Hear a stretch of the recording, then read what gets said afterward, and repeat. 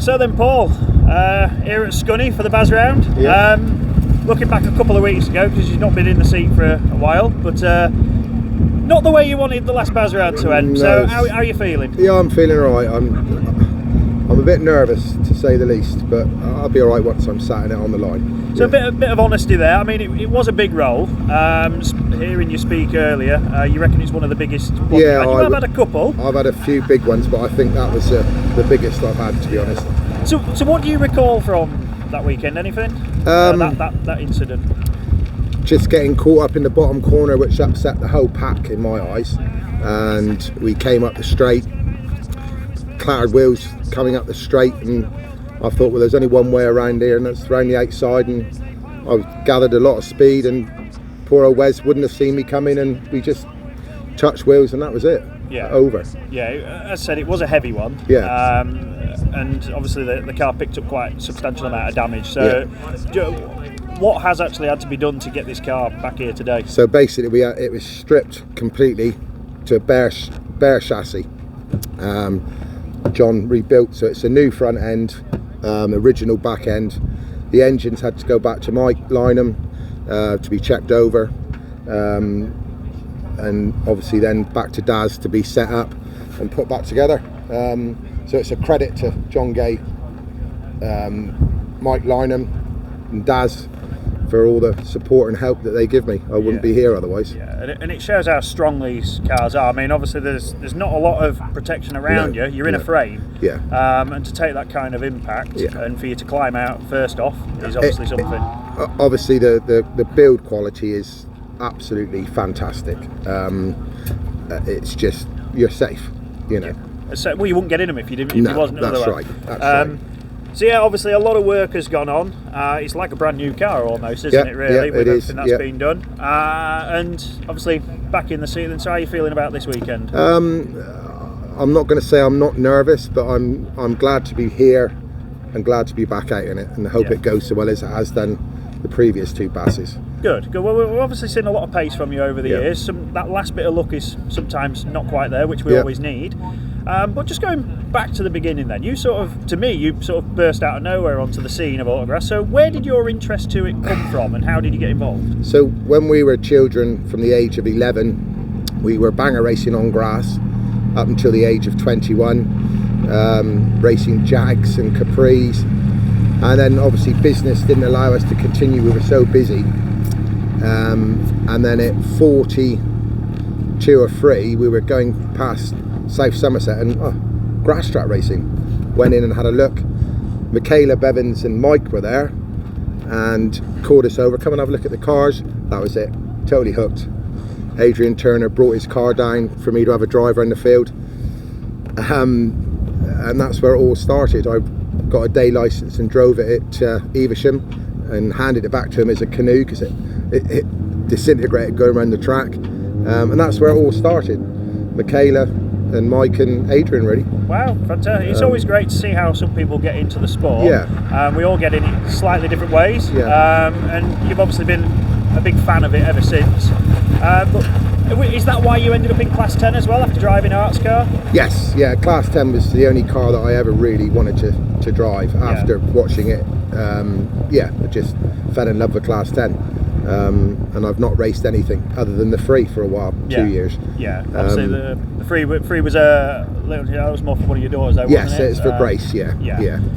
But obviously with that as well, family came through the sport as well. Tori and Grace obviously raced juniors, and then obviously Tori's been quite successful when she had jumped in the Class 10 and been in the Nationals a couple of times. Something you want to emulate obviously once, twice soon. But now you look like you're back to solo rider, are you? Yep, solo. Tori's back working on a farm and she's not got the time to race. Grace still races in and out, but I am now solo. And obviously looking at the family business, you mentioned obviously Tori's like farm working as well, but that's where you've obviously grown up and it's what you continue to do. And business going good still? Yeah, very busy? good. We've changed the business around. We're not growing the veg anymore, and all the factory site is now a business park. And we're still farming 3,000 acres and plenty to do. Keeps us busy. So as I said, you come on the scene a few years ago, into Class 10. You've always been in the mix somewhere or other. And you're hoping to obviously crack that top step. My ambition would be to win nationals or have a good year in BAS. It's very competitive though, the Class 10s, isn't very, it? And I think over the years, Russ, especially the last 5 years, it's got ultra competitive. And there's some very good drivers out there. So, is your car do you have it set up any different, to some of your competitors? I mean, it's got to be set to you, but do you feel it like is. there's anything different that you there is a lot different with this car. It's very different. So what motors do you have then, just to explain? K10s. K10s. Yeah. And you find there plenty of power for you? Oh, loads. They're tuned to a degree. I won't divulge into that too much, but all done by Mike Lynham, top tune. Daz does all my car setup and does a cracking job, Daz and Steve-O. Very fortunate to have a good team around me. Very good. Well, the thing is, we're such a social sport, aren't we? And the amount of people, like, you can approach somebody you've never met before, and you can drill up a friendship and do business together. That's which is a great thing about this sport. So just obviously looking again, you're a big supporter of the sport as well. Like you've been a sponsor for many years in various forms and degrees. You sponsor classes, you sponsor meetings. Is that just another side of your passion for this sport? It is a passion. I would like to think I've brought something to the sport by sponsoring. It progresses the sport, and that's what we're here to do. I want to make it better for the youngsters coming on. And continue to support it whenever I can. I mean, obviously people can support it in their own ways. You're a very busy man with the work that you do. So I suppose that's your way of supporting the support, because you can't necessarily be at every event because of no, that's right. work. That's right. So wherever I can support, I will. It's not for any gain or anything. It's just because I love the sport, and I've met some wonderful people and made some wonderful friends, and we need to keep it going. I mean, we say again, this sport has a social side like no other. It's where we can be the best of friends off track, and we're friendly rivals on it, aren't we? And that's what creates the better racing. And the thing is, you can have a race with somebody, you come back and have a laugh about it, or whatever, and then you do it all again the next time. It's like after the Yorkshire Dales, Wes rung me on the Monday to make sure I was okay. He didn't have to, but he's a perfect gentleman. I've raced wheel to wheel with Wes, and there's no deliberateness in any of it, and he was genuinely concerned. And that's what racing's all about in my eyes. Exactly, and obviously it gives you a bit of ease as well in yourself, doesn't it? And then you know that when you do meet back up again, there's definitely no hard feelings with anybody, which there rarely is. And there shouldn't be. No. You don't go out intentionally to hurt or damage anyone's car. It happens, and that's the way it is. So let's look at the BAS overall this year.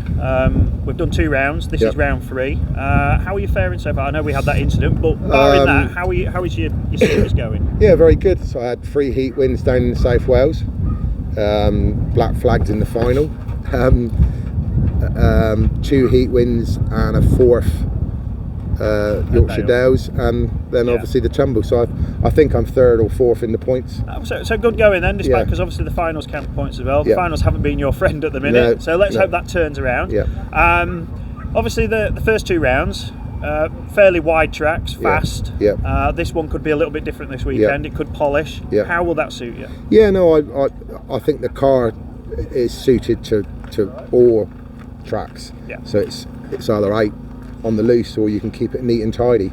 And I think that's something I've learned this year, especially how to drive it in the different conditions, read the track, and watch other drivers. You learn a lot. You can learn a lot. I mean, you see those who at varying levels in the class. I mean, there's some quick drivers like yourself who haven't quite got that final yet, but you can still watch them, and you can gain a lot from them as well. Exactly. But so do you prefer the polish, or do you prefer the fast stuff? I like the fast stuff. Of course. But the polish makes you a good driver, because you have to drive to the track conditions. and it's a learning curve for even the best drivers on a polished track. So yeah, you watched the Nationals. Been a slim chance of you maybe getting to the Nationals with the car after what happened. But was you there? Did you watch it? No, I watched it from home. I didn't go. Obviously, my morals weren't that high because of what had happened, and I thought it's best to stay away. But I did watch. Right. Yeah. And what did you think to the Class 10 racing? Fantastic, to be honest. The final was a shame for Luke. He drove absolutely fantastic, but Chris Ashwin drove very well and a very deserved winner in my eyes. Very good. Definitely. Very good. It's great that you think it went well. So back to this weekend then, you think your aim, you want to be back in that final, you want to try and put something right there? I do. I'd go out in the first run and see how it goes, get my confidence back, and aim to be in that final on Sunday. Yeah, I think we're going to have we don't always get the biggest grids in 10s, but we know they're always going to be competitive. Do you ever look at your races beforehand? No, just look at what grid I'm in, and that's it. You find out what race you're in, what grid you're at, but you don't look at who you're with. No, because you know whoever it is, you've got to try and beat. Yeah, exactly. And there's no good beating yourself up because you think you've got someone next to you, or just don't worry about it. Pull up on the line and off we go. Okay, well, we're obviously going to see how we go. Hopefully the nerves won't be there for long. No, hopefully not. I'm sure when that bungee lifts, the car will be back to as you used to knowing it, and hopefully we'll get some great racing and some results come your way. Thank you very much, Russ. All right, Paul, it's been amazing to talk to you. Thank you. It's great to see you obviously back ready to go after a difficult couple of weeks with the car.